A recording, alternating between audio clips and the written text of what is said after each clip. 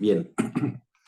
أعوذ بالله السميع العليم من شر الشيطان اللعين الرجيم بسم الله الرحمن الرحيم الحمد لله رب العالمين وصلى الله على محمد وعلى آله الطيبين الطاهرين.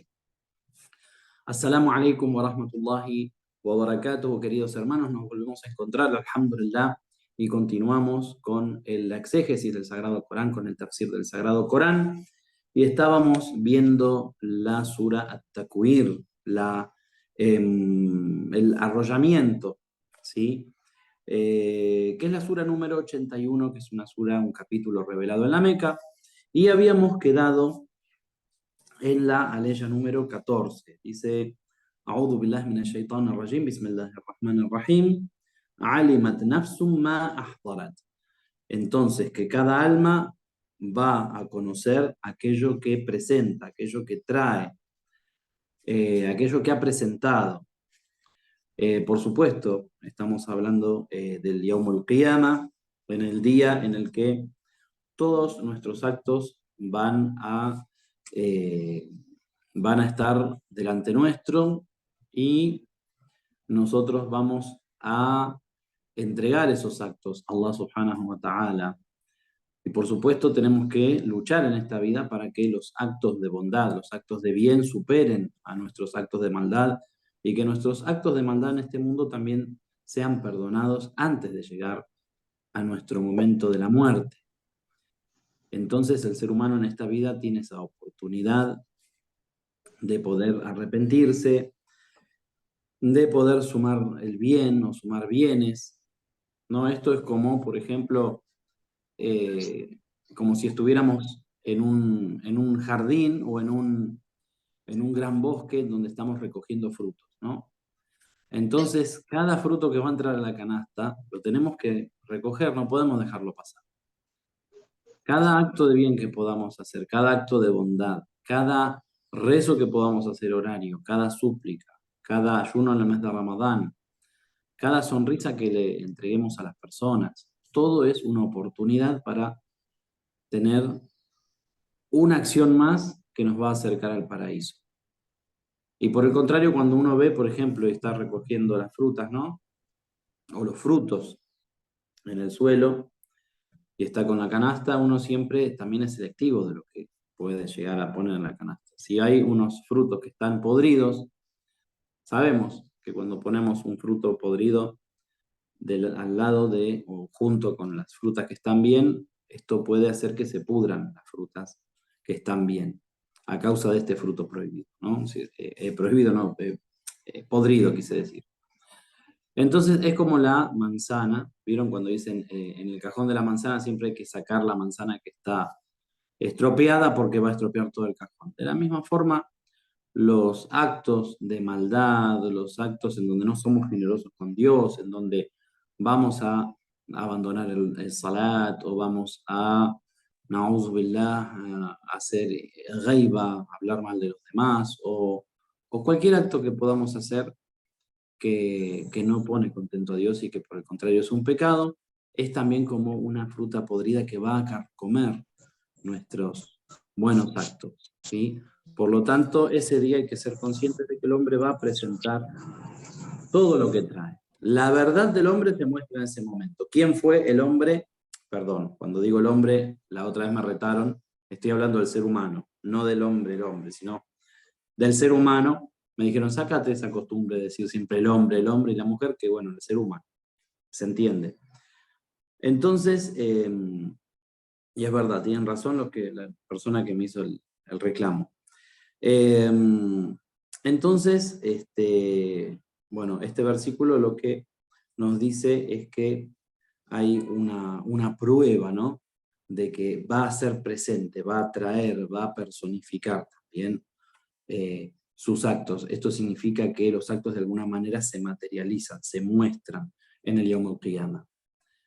Como sabemos, el Corán nos habla de esto, nos habla de que se va a presentar, como quien dice, la película de nuestra vida, o sea, la realidad de nuestra vida. Se va a corporizar incluso los lugares en donde hemos estado, incluso nuestro propio cuerpo, nuestros propios pies, nuestras propias manos van a dar testimonio de lo que hemos hecho en este mundo.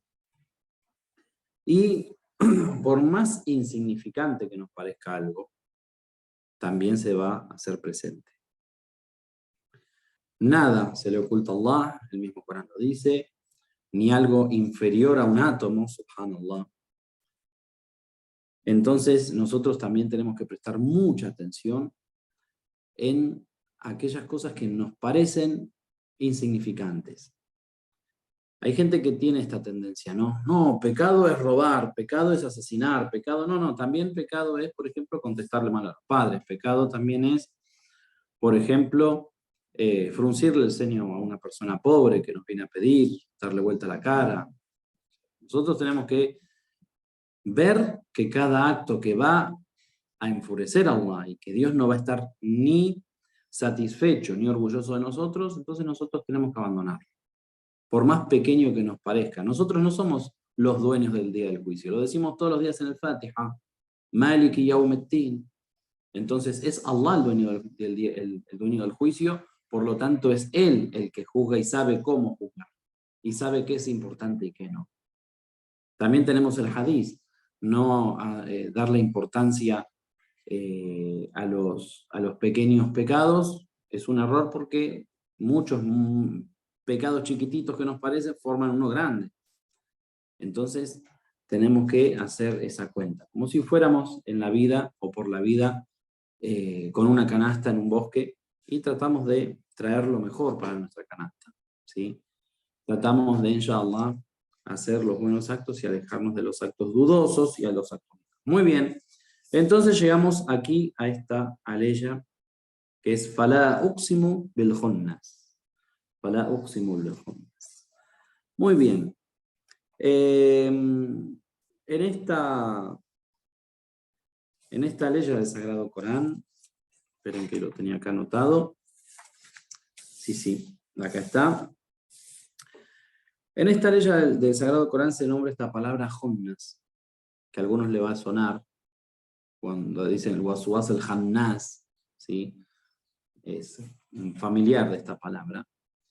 El waswas, el hannas, el waswas es el que hace el waswasa, el susurro. El hannas es el furtivo, lo traducen a veces. Es el que se oculta, el que se esconde de la vista de la gente, ¿no? Como el waswas, el hannas, que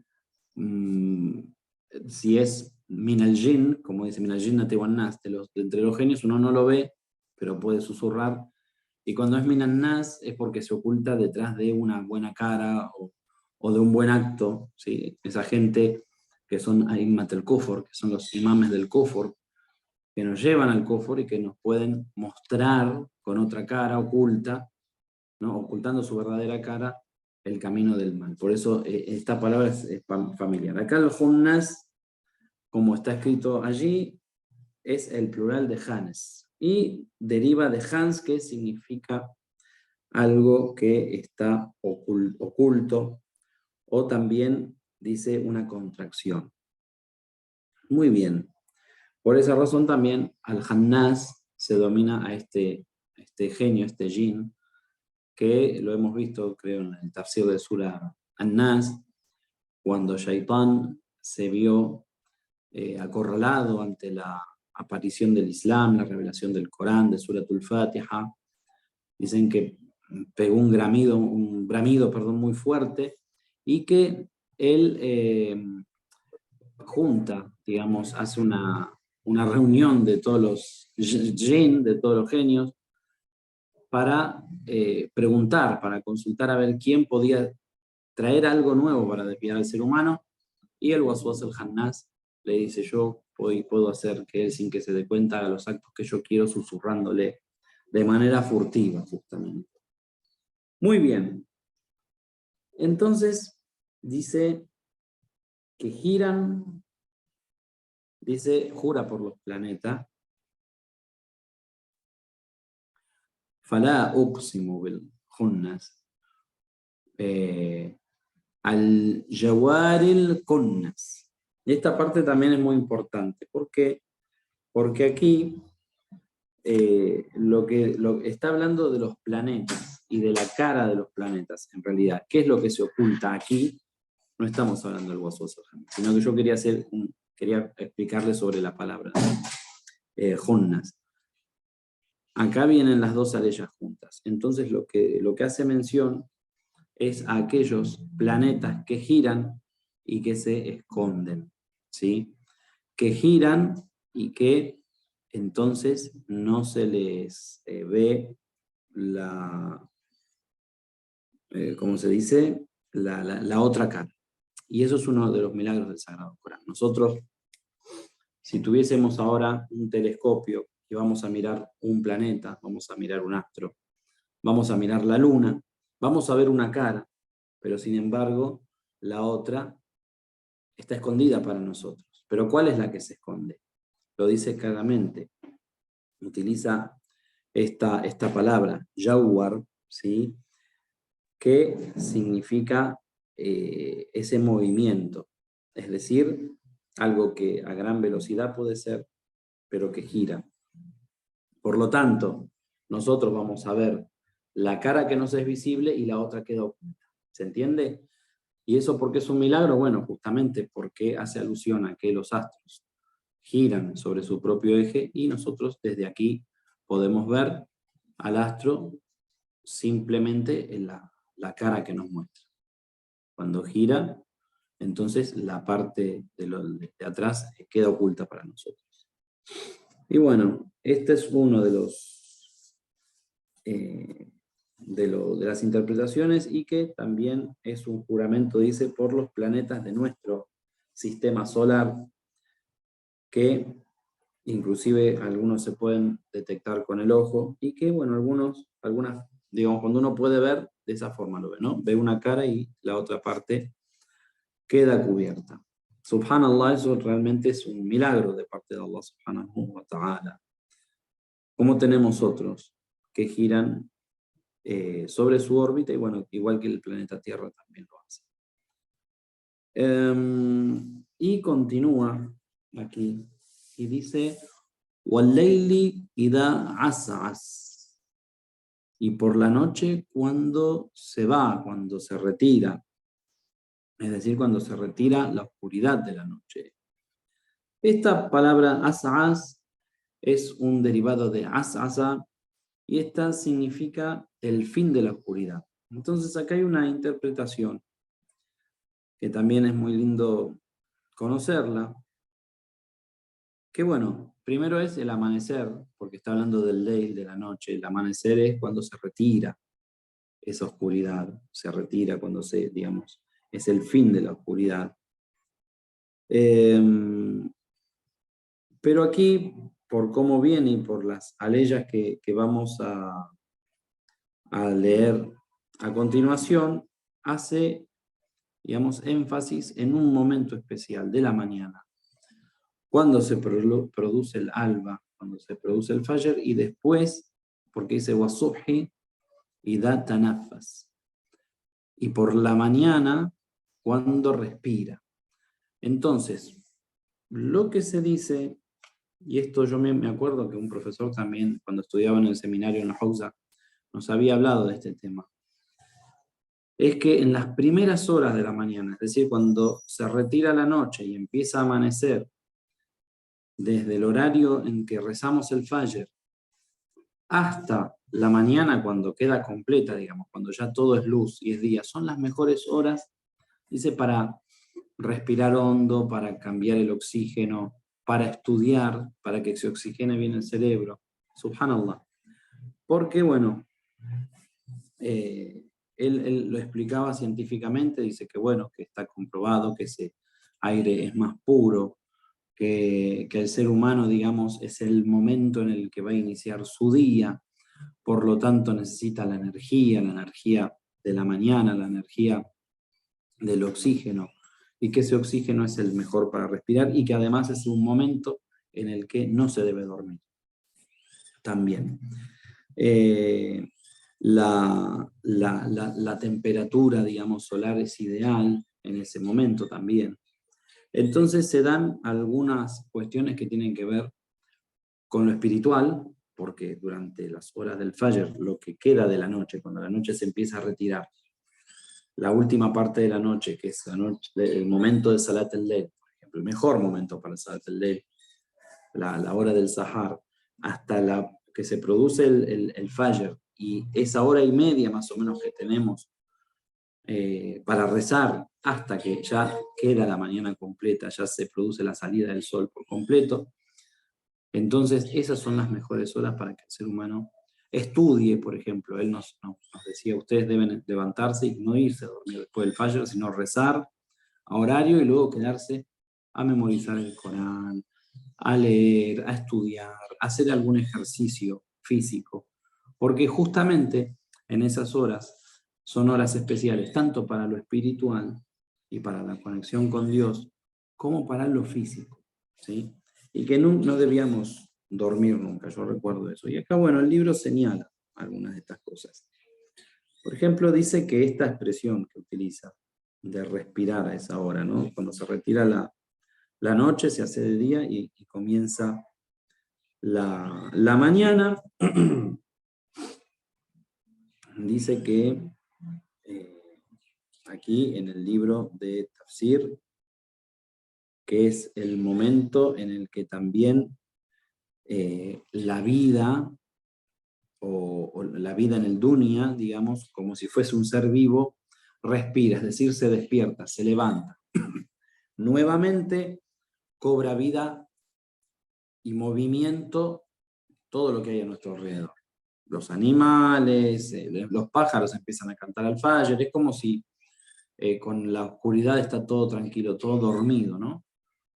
Y empieza la actividad, y es el momento en que debe empezar la actividad con mucha energía, y por eso dice esta expresión de la aurora cuando respiro, al subh, la mañana cuando respira. Como alguien que está dormido y se levanta y hace y respira. Acá, bueno, en el Tafsir Nemuné hacen esta cita. Y la verdad que es lindo. Y es también, se puede decir, como si, por ejemplo, la noche fuera un rostro que está velado, que está, ¿no?, tapado, oscurecido, y que cuando se retira con la mañana, respira, digamos, y toma vida, y toda su luz y su belleza se puede ver. La noche es bella, pero con la misma noche queda cubierta la belleza a veces del mundo, de los jardines, de las flores, de todo lo que Allah creó. Y es un momento también muy especial, como les digo, para el cuerpo humano y para lo espiritual. Hay mucha gente que tiende a dormir en dos momentos, que es muy macro. Después del Fajr y durante el Maghrib. Durante el Maghrib también es muy desaconsejable dormir. Quien vaya a dormir una siesta, que lo haga más temprano. No duerman a la hora que llegue el Adán del Maghrib, porque es muy malo, incluso en los sueños pueden tener pesadillas. Este es otro tema, no es el tema que viene acá en el Tafsir, pero vale decirlo también. Por ejemplo, cuando nosotros dormimos, saben que el alma es como que queda anclada en el cuerpo, pero se eleva o se transporta al mundo, dicen, hay un mundo que se llama el mundo del metal. Entonces ahí es el mundo de los sueños, donde a veces tenemos sueños celestiales, otras veces soñamos pesadillas, otras veces tenemos sueños que no nos acordamos o que no sabemos cómo interpretar. Y cuando una persona está durmiendo en esas horas, en las horas del Maghrib, por ejemplo, bueno, es que el alma no puede elevarse y puede llegar a tener pesadillas, incluso puede llevar a la locura a la persona. Hay que tratar de evitar dormir en esas horas. Muy bien. Entonces, después de hablar y de mostrar y de jurar por los planetas, por la cara visible que tienen los astros, por la cara que no vemos que se oculta al girar sobre su propio eje, por la noche cuando se retira, por la mañana cuando respira, haciéndonos reflexionar todo eso, y dice, innahu la qawlu rasulin karim. Por cierto, que él, o en verdad, que él, innahu la qawlu rasulin karim, es o tiene la palabra de un mensajero noble. Entonces, ¿quién es este mensajero noble? ¿Está hablando del profeta acá? No, no está hablando del profeta. Está hablando justamente del ángel Gabriel, de Jibrail alayhi salam, que es el ángel que transporta y que lleva el mensaje al profeta. ¿Y por qué habla de este Rasul en Karim? Y presten atención a esto, es Allah el que lo está nombrando de esta forma. De quwwatin inda del arji makin, dice la otra ley. O sea, Dios acá le está dando atributos, le está dando nombres al ángel Gabriel, ni más ni menos. Y esto es porque al profeta, alayhi salatu wassalamu ala ali, lo tildaban de mentiroso y de que eran unos inventos de él, las aleyas del Sagrado Corán, que no se las traía ningún ángel Gabriel. Entonces, cuando uno analiza las aleyas anteriores, con el conocimiento científico que traen, y después hace hincapié en esta aleya, nosotros podemos también interpretar que este mensaje claro quizá es incluso más efectivo en nuestra época para comprobar la veracidad del Corán y que el Corán fue revelado por Allah a través del ángel Gabriel y no un invento del profeta, que en la época misma del profeta. Porque cuando hace este tipo de juramentos y este tipo de citas, el Sagrado Corán, que nosotros hoy con la ciencia podemos demostrar, en aquella época no habían los conocimientos que hay ahora, y entonces al profeta que lo desmentían, el mismo Sagrado Corán dice que las palabras que él transmite son las palabras de un Rasul en Karim, de un mensajero noble, de un mensajero honorable, fiel, que es el ángel Gabriel. Entonces, por un lado, podemos también fortalecer la palabra de Allah y ante, digamos, las mentes de la gente y esta revelación traída a través del ángel. Y por otro lado, también al decir que es un mensajero noble, un mensajero generoso, honorable, tenemos todas las formas que podemos traducir Karim, entonces eso también da una seguridad para cualquier mensajero que haya traído un libro que viene de parte de Dios, que es un libro perfecto, cuyo mensajero, cuyo portador del mensaje, debe también ser de la misma forma para que el mensaje no se distorsione, especialmente. Muy bien, entonces Dios lo denomina Karim y entonces dice de quwwatin inda zil arshil azim, poseedor del quwwa, de la fuerza, es decir, el poder, es poderoso, ahí está, ¿ven? De quwwa quiere decir que tiene fuerza, poseedor de la fuerza o del poder, inda del arshil makin, cerca o junto al dueño del trono. Inda quiere decir junto. Zil arshil makin, al que posee, este zi significa que posee el arsh, el trono. ¿Mm? Muy bien. Entonces, Dios mismo está acá manifestando la esencia de Jibrail, alayhi salam, con él sea la paz, y lo está poniendo no solamente como alguien, como un buen mensajero, sino que es un mensajero cercano a Allah. Un mensajero poderoso que posee, que es portador del poder. Zikuwa quiere decir eso. Es más que poderoso. ¿Sí? Es el poseedor del poder, es el dueño del poder. Inda del Arjil, que está al lado del que posee el trono, es decir, de Allah subhanahu wa ta'ala. Como un compañero, podemos decir, de Allah, fiel al que Allah le confía ese mensaje que es el mensaje más pesado, más importante que Allah envió a los seres de su creación. Y Y bueno, la palabra makin también cabe destacar pero está hablando del arsh, esta vez del trono, que es algo importante, digamos, que tiene cierta supremacía, cierta jerarquía, ¿sí? Muy bien. Entonces, obviamente que cuando está diciendo inda al arsh o inda dil arsh, que está junto al poseedor del trono o al dueño del trono, como está traducido ahí, no se refiere a una cercanía física, ¿sí? Y esto es importante aclararlo, aunque ustedes bien conocen, a veces algunos musulmanes también se marean con estas cosas. ¿Cómo entonces Allah está sentado en un trono? ¿Cómo es Allah? No, no se refiere a una cuestión, una presencia física, sino que se refiere, y va mucho más allá de lo que sería algo físico, a un grado elevado de espiritualidad que tiene Jibril alayhi salam, que está junto al Señor. Muy bien. Y entonces dice, muta'in thumma amin. Entonces, es donde es obedecido y digno de confianza. ¿Mm? Entonces, de esta forma, podemos ver que mismo Jibril es muta'in thumma amin. ¿Sí?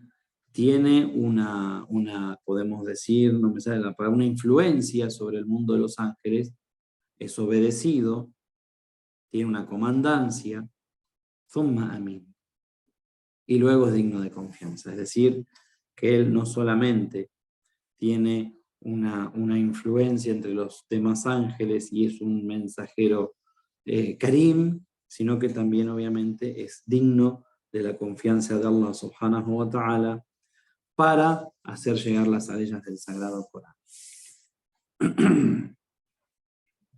Entonces, acá citan una narración del profeta, que el profeta dijo a Gabriel, dice, qué bonitos elogios de Dios cuando te está diciendo del Quwwa, inda zil arjil makin, muta'in thumma amin, le recuerda, le dice estas aleyas. Entonces, dice que le dijo, entonces dame un ejemplo de tu poder y de tu lealtad. Y Gabriel contestó, el ejemplo de mi fuerza es haber sido el encargado de destruir las ciudades del pueblo de Lot, es decir, de Sodoma y Gomorra. Dice, eran 4 y en cada una había 400.000 guerreros. Yo desarraigué esa ciudad, o esas ciudades, y las elevé al cielo. Luego las devolví a su lugar y las aniquilé. En cuanto a mi lealtad, el ejemplo es que jamás he cometido el mínimo error o desobediencia en todo lo que se me ha ordenado. Entonces, viene esta ley que dice, وَمَا صَاحِبُكُمْ بِمَجْنُونٍ. Entonces, vuestro compañero no es un loco. ¿Mm? Es decir, que también acá se hace hincapié, desde donde empezamos en la ley 15, y desde más también, pero en la ley 15 que está hablando de las cuestiones que tienen que ver con los planetas, etc. Y hace hincapié en quién es el que transmite el mensaje, con esa sabiduría, y qué rango tiene ante Allah. Y entonces, Dios mismo dice, y le dice a la gente, vuestro compañero, sahibukum, wama sahibukum bimajnun. Y no está vuestro compañero entre los locos, podemos decir. Entonces, sahib, sabemos, compañero, amigo. Y entonces nombra al profeta de esta forma, para darle también al profeta una cercanía a su propia gente, ¿sí? Como un compañero, uno más de ustedes, que no está loco, que sabe lo que dice, que sabe lo que transmite. De esta forma. Sabemos que el profeta, mientras vivía entre la gente de Medina y al principio de la difusión de su mensaje, era tratado de muy mala manera. Y una de las cosas que decían era que era un majnun. Majnun ya significa un loco. También lo trataban de mentiroso, lo desmentían, también decían que el profeta, na'udhu billah, hacía brujerías, etc. Sabemos. Pero bueno, acá es como si yo les presentara ahora una gran verdad, ¿sí? Científica. Y luego digo, bueno, el que me lo dijo es fulano, no es algo que nació de mí. Es fulano que está junto a Dios, digamos, que tiene un conocimiento muy especial. Entonces, no es que estoy loco, muchachos. ¿Se entiende? Hablando así, muy en criollo, como decimos los argentinos. No es que es algo que se me está ocurriendo a mí, que lo inventé, sino que tiene una realidad muy profunda. ¿Qué hora tenemos? Perdón. Ajá.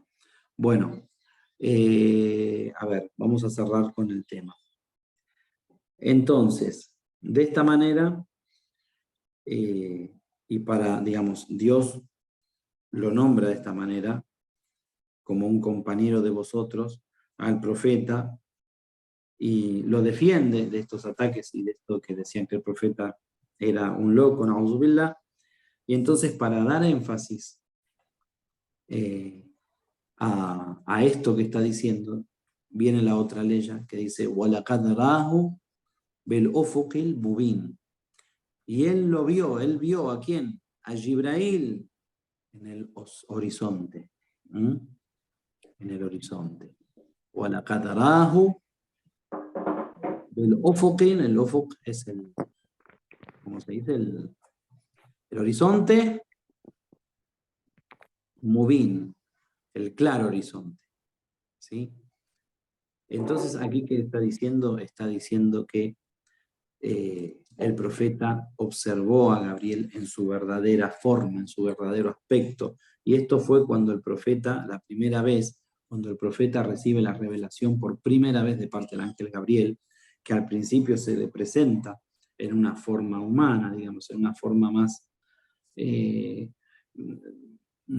no impresionaba, digamos, en lo que es dunia, pero luego el mismo profeta dice que Gabriel, entonces, una vez que me entregó el mensaje por primera vez, se presentó en su verdadera forma y a donde mirase, dice, al oriente, al poniente, veía siempre a Gabriel, en su forma real, ocupando todos los cielos. También en el Mi'raj, todo está en el viaje nocturno o la ascensión a los cielos del profeta, salam, también vio de esta forma a Jibrail, salam. Y por último, para cerrar esta parte, la última ley que habla del tema, dice, وَمَا هُوَ عَلَى الْغَيْبِ بِضَنِينٍ. Entonces, el profeta, y no es, podemos decir, tacaño, ahí que está muy bien, no es tacaño con lo que está oculto a los sentidos. Entonces, de esta forma, el profeta lo que le presenta a la gente es que el profeta pone a disposición de toda la gente todo lo que le fue revelado. ¿Sí? No es que se queda con algunas cosas como ser una persona avara o tacaña y no cuenta algunas cosas y otras sí. El profeta revela la revelación, que es el Sagrado Corán, pero también da explicaciones de lo que él mismo vio con sus ojos, escuchó en cuanto al mundo del ghaib, el mundo del oculto, que otro ser humano no puede o no podía en ese momento ver. Una persona, si realmente ve al ángel Gabriel, por ejemplo, en su plenitud y en su verdadera forma, muere, no lo soporta, no lo puede entender. Muere de terror, muere, no, es algo que no, el ser humano es insoportable para el ser humano, ver a un ángel en su verdadera forma. Porque no lo entiende, digamos, es algo, un shock. Sin embargo, el profeta no es avaro y explica. Acá pone como ejemplo que, bueno, a veces hay hombres que tienen ciertos conocimientos y van dando de a gotas, ¿no? A cuentagotas el conocimiento que tienen. Algunos se llevan conocimientos a la tumba, no, sin embargo el profeta acá está dándolo todo. Habla de esta palabra danin, que viene de dinna y significa la avaricia, ser tacaño. Algo que no tenía el profeta en su corazón y que nada de las cuestiones del dunya, él era tacaño en nada, él entregaba todo lo que podía entregar a la gente, también del conocimiento, también del ghaib, también de lo oculto que la gente no podía ver o no podía acceder, el profeta contaba, relataba y explicaba todo. Bueno, vamos a dejar en esta ley, que es la número 24, inshallah, la próxima clase terminamos con esta sura, si Dios quiere, inshallah, llegando a la ley número 29, Dios mediante. Walhamdulillahi Rabbil Alamin, wassalamu alaikum wa rahmatullahi wa barakatuh.